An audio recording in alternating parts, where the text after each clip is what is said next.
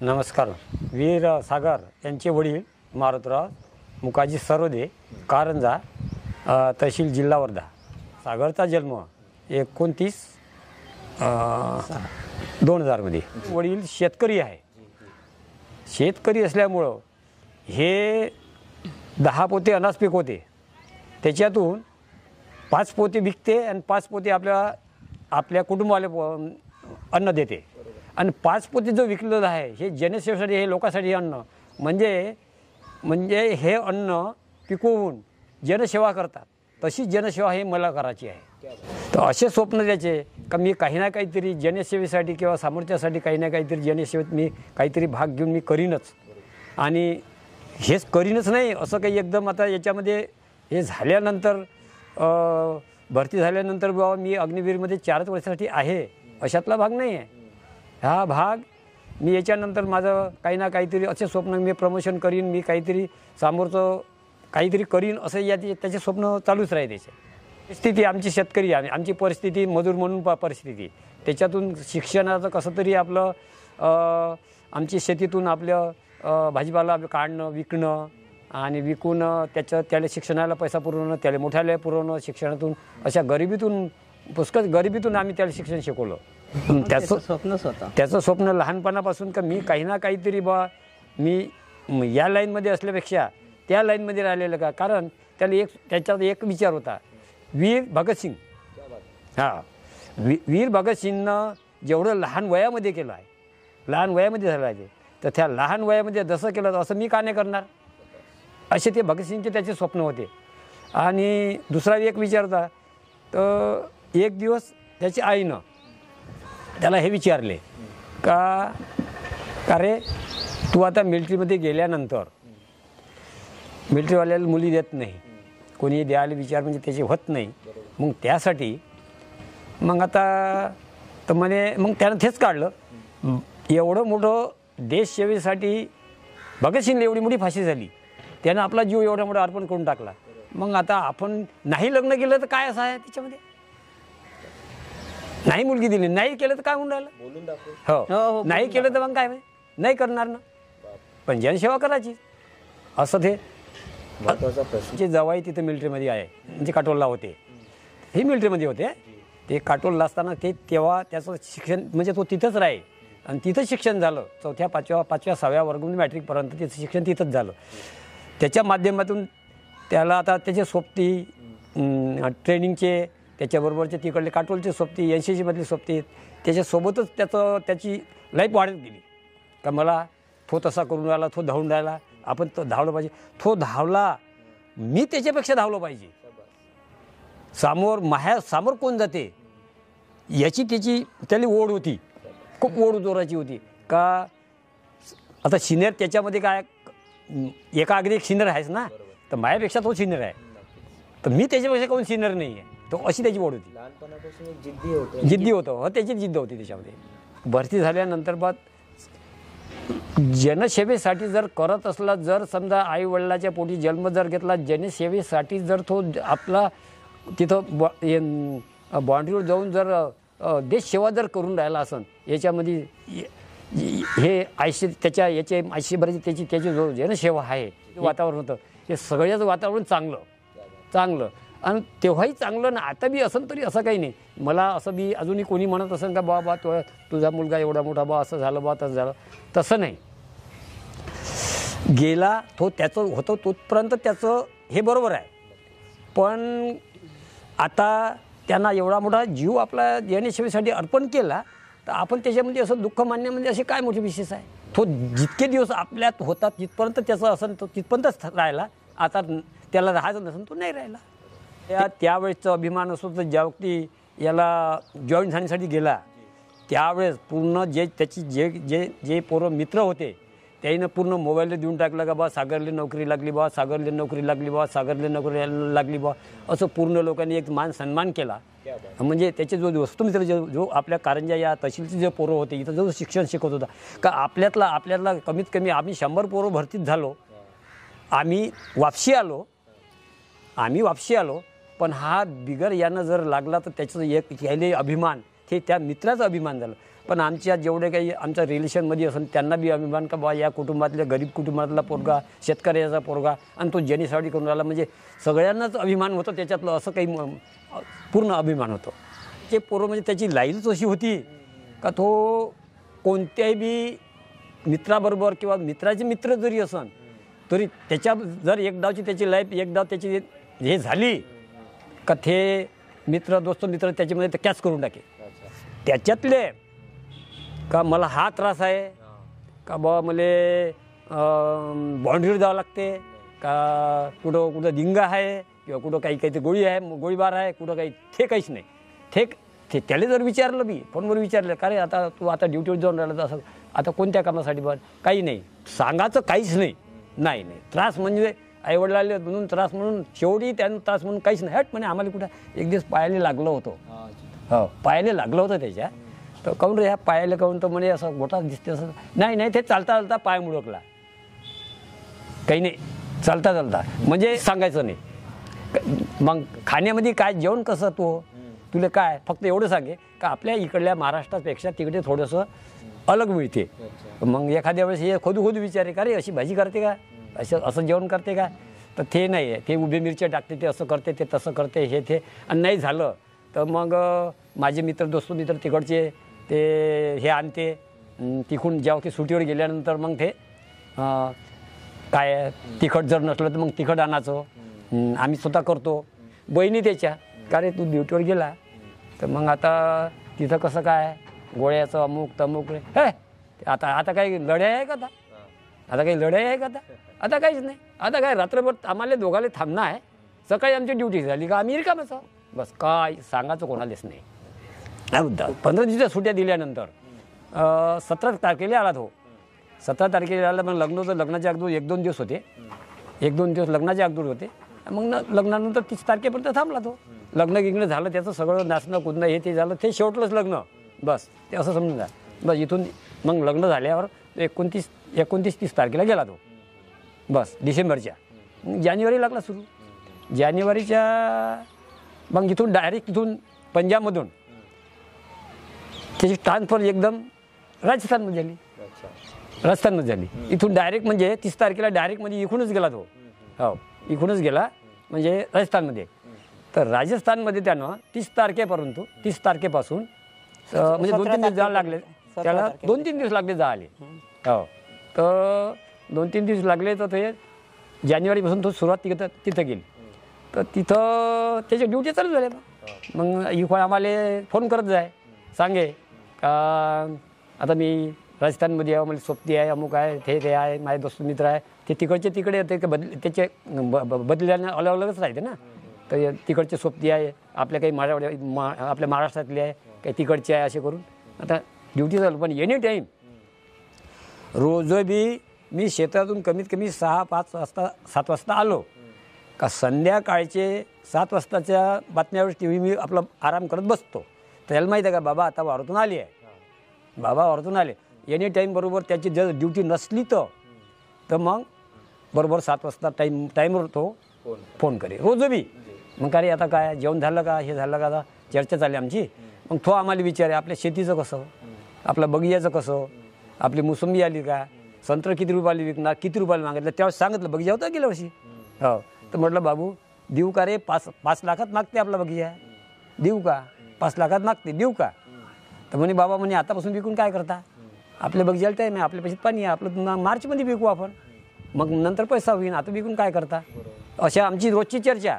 मग आपला गहू कसा आहे, गहू किती होईन, काय होईन, असं तर काहीतरी चर्चा म्हणजे रोजच असं चालेल. मला बा असं आहे हे नाही, ह्या विषय नाही, तुमचं कसं आहे, तुमची तब्येत आहे का, तुमचं बरोबर आहे का. आपला दिवस जो बोलण्याचा त्या दिवशी बाबा म्हणे तुम्ही असं नको म्हणता म्हणे का सागर फक्त अग्निवीरसाठी 4 वर्षासाठी आहे. आमचे नियम बदलत राहते. मोदीनं काढलं अग्निवीरसाठी 4 वर्षासाठी आहे.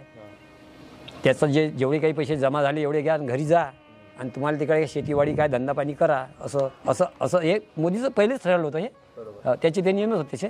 तसं नाही, मी 4च वर्षे काढीन असं नाही, मी आयुष्यभरी राहू शकतो म्हणजे, मी काढू शकतो म्हणे. म्हणजे त्याची जो लाईफ विश्वास, त्याची जो लाईफ जो होती त्याला आपले समोरच्या माणसापासून आपल्याला काय मिळून राहिलं बा, आपल्याला कसं करायचं, आपल्याला आपली प्रमोशन झालं पाहिजे, हे लाईन झाली तर दुसऱ्या लाईनमध्ये बसलं पाहिजे, हे लाईन कटली तर तिसऱ्या लाईन, म्हणजे असा तो त्याचे जे स्वप्न होते हे स्वप्न वाढत चालले होते त्याच्यावर तो त्या उद्देशावर बोले. तर शेवटल्या दिवशी हे बोलणं माझ्यासोबत का माझं म्हणे मी तुम्ही हे नका म्हणे का मी 4 वर्षासाठी आहे, तर मी म्हणे आता मग त्याच्या अगोदर आमचं पहिले बोलणं झालं का रे तू 4 वर्षासाठी तू म्हणत होता, मग मी वापशी येईन, मी आता थकत आलो, तर मग ह्या तर काही येणार नाही, आता त्याचं MBA FMBA झालं तर कुठं ना कुठं जाईन, मग मी एकटा मी काय करेन, शेती 10 एकर शेती वलताची, मग मी माझ्यानं काही होणार नाही. तर बाबा काही म्हणे मी 4 वर्षासाठी येईन ना म्हणे, मग तिकडून आलो तर मी तुमच्यानं होते तोपर्यंत आपलं जोडी गाई जे जे आहे हे आपलं चालू द्या, तोपर्यंत तुमच्यानं होतेच ना, नाही झालं तुमच्यानंतर एक मजुरी म्हणून एक माणूस वागवानं आपलं करून घ्या, आपल्याला मागा जा, मग तिथून मी येईनच ना. आता असं त्याचं बोलणं काय, तुला तर मला असं म्हटलं होतं का बा आता मी 4 वर्ष करीन मग तुम्ही तुमच्यापाशी येईन, तर नाही म्हणे बाबा आता माई थे लाईन नाही आहे, थे लाईन नाही म्हणे माई. हां तर म्हटलं नाही म्हणे माझी आता मी म्हणे इथून म्हणे कुठं ना कुठे अजून परमिशन होणार आहे, मी कुठेतरी जाणार आहे असं तसं. तर म्हणलं ठीक आहे बा, म्हणलं माझ्यानं जे झालं ते पाहिजे, हो म्हणे लंग करायचं नाही, दगदग करायची नाही, आपली तेवढी शेती तेवढीच करायची, फालतू कामं इकडचं करायचं नाही, असं ते पूर्ण त्या दिवशी बोलणं, बस त्या दिवशीपासून बोलणं खतम झालं. 22 तारीख 22 जानेवारीला कुठंतरी याचा मंत्र लागला असताना ते नीलगाय आडवी. आता याचा उद्देश काय होता का मी नवीन माणूस लागलेला आहे, याच्याकडे काम होतं, चालक होता ह्या त्या गाडीचा चालक ह्या होता, बाकी सारथी होती याच्यामध्ये, सोबती होती याचे सोबती, आणि याचा साहेब होता, एक चिप आहे त्याच्यामध्ये, एक साहेब आहे त्याचा हे, आणि हा साहेब त्याच्या जवळ होता, आणि बाकीचे मागून होते त्या जिप्सीमध्ये, त्या गाडीमध्ये मागून होते. आता अचानक यायला असं वाटलं का रोडवरून ते जनावर आडवं येऊन राहिलं, धावत आलं, धावता तो रोडच्या याखाटून त्याखाटून, म्हणजे त्यामध्ये तिथं राजस्थानमध्ये काय हरिण आणि रोही जनावर जास्त आहे, आणि त्यामध्ये झाडशीमध्ये जंगल आहे, त्या जंगलामधून हा रोड होता, तो धावत आला आणि याच्या गाडीवरून त्यानं किलान मारली. आता हा त्याला वाचवासाठी गेला का याचा नीलगाय असते, नीलगाय असते ती, तर त्याला वाचवासाठी गेला. तर त्या वाचवासाठी काय झालं का याने एकदम एक तर गाडीचे ब्रेक दाबले, एक तर ब्रेक दाबले, त्याच्यामुळे गाडी पलटी झाली, आणि याला बेल्ट होता, पलटी झाल्यामुळे याची गाडी कोणी साईडने बेल्ट दिली, ड्रायव्हर साईड पलटी झाली.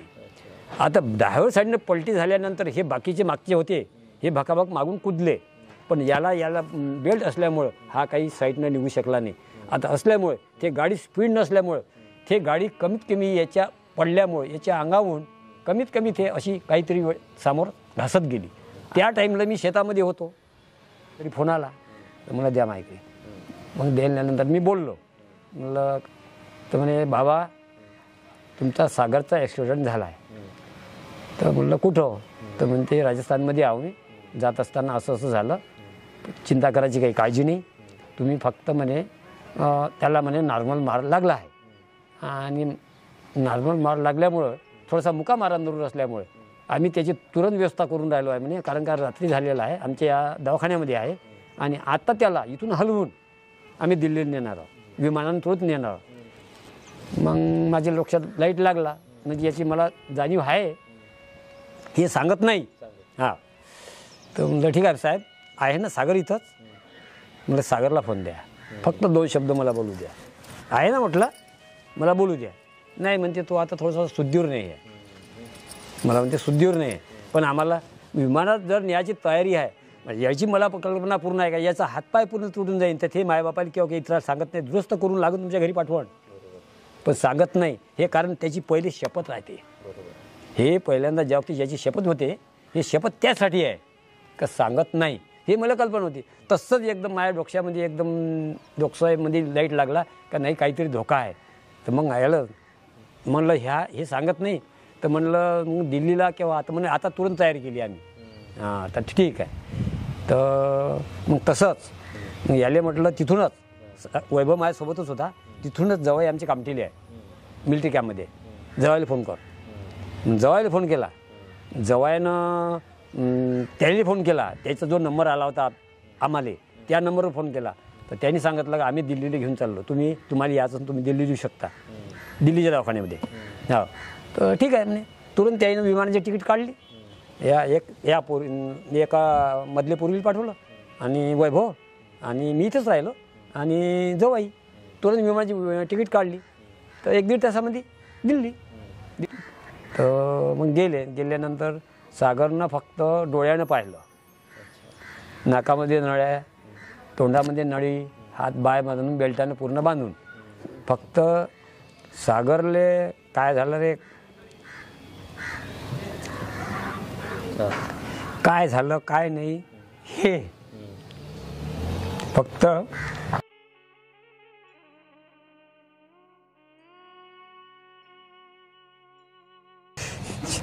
शब्द बोलला नाही म्हणे. फक्त डोळ्यानं पातण्या फिरवल्या अशा, फक्त बाकी काही नाही. सागर काऊन रे फक्त डोळ्यानं पातण्या, बोलायचं काहीच काम नाही. 24 तारखेला सकाळी 8 वाजता अंतविधी झाली त्याची. तो मरण पावला, दवाखान्यामध्येच मरण पावला. त्यानंतर अंतविधीचं म्हणजे का 26 जानेवारी होती. त्या 26 जानेवारी असल्यामुळे तो दिवस तो तिथून येऊ शकला नाही. झेंडावंदन ते तिथेच झालं सगळं. आणि मग 27 तारखेला म्हणजे 26 तारखेला म्हणजे 26 जानेवारी होती ना, त्या तो दिवस त्यांना इथपर्यंत त्यांना वेळच नाही मिळाला ना, आणण्यासाठी वेळच नाही म्हणून त्यांनी विमानानं आणून नागपूरला पोहोचवलं. नागपूरहून मग नागपूर त्याच्याच गाड्यानं पोहोचवून अंतविधीसाठी त्यानं कारंजा इथं पोहोचवलं. त्याच्याच गाडीवर मिलिटरी कॅम्प म्हणजे इथं असते ना आपला कामठी, त्यानेच पोहोचवलं.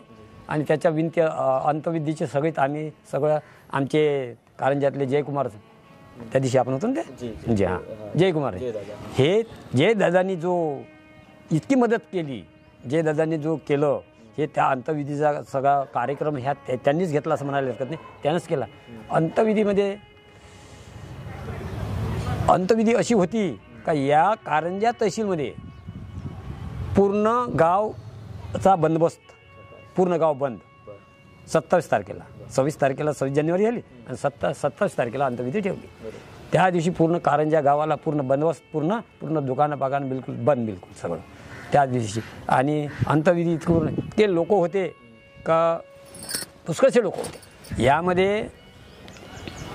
याच्यामध्ये काय झालं आहे का जेवढे या आमच्या वर्धा डिस्ट्रिक्ट आणि कारंजा तहसील लेवलची लोक आहे, आमदार खासदार आहे, याईनं फक्त काय केलं, आश्वासन देऊन ठेवलं आहे का बा त्या अंतविधीच्या दिवशी या वक्ती ते भेटीला आले ना, आश्वासन देऊन ठेवलेलं आहे का बा या मुलासाठी आम्ही हे करू, बा त्या मुलासाठी त्या मुलाला आम्ही असं करू, हे नोकरी देऊ, अमुक देऊ, हे ते करू, यासाठी तुम्हाला काय वाटेल ते करू. हे फक्त आश्वासन फक्त तोंडापुरतं दिलं आश्वासन. यासाठी कारंजा शेवसाठी आता एक उड्डाण मला त्याचं नाव द्यायचं आहे, इथं एक स्मारक बांधायचं आहे, फक्त दिलं. त्यानंतर त्या युनियनमधलं काय त्यांनी त्याचे इन्शुरन्स, त्याचे पैसे काय द्यायचे आहेत हे दिले, त्याचं काय मिळायचं हे मिळलं, त्याचा जो पगार होता तेवढा बी जेवढा जमा झाला तेवढाही दिला. महाराष्ट्राचा मुलगा असल्यामुळे महाराष्ट्र सरकारनं काही दिलेलं नाही आहे. महाराष्ट्र सरकारचं आमचं एवढी मागणी होती त्यांना, मागच्या बी आम्ही हे केलं होतं. महाराष्ट्र सरकारनं याच्यामध्ये कोणत्याही तऱ्हेची कोणती बी मागणीमध्ये तयारी कोणतंच दिलेलं नाही आहे. हां, महाराष्ट्र सरकारनं काहीच दिलेलं नाही. आणि या गावामध्ये कारंजा तहसील असूनसुद्धा याईनंसुद्धा नगरपंचायतने आपलं नगरपंचायतने हे ठराव घेतला आहे का बा हे उड्डाणपुलाला नाव देण्यासाठी, स्मारक बांधण्यासाठी. पण अजूनपर्यंत बी आज 1 वर्ष झालं त्याला.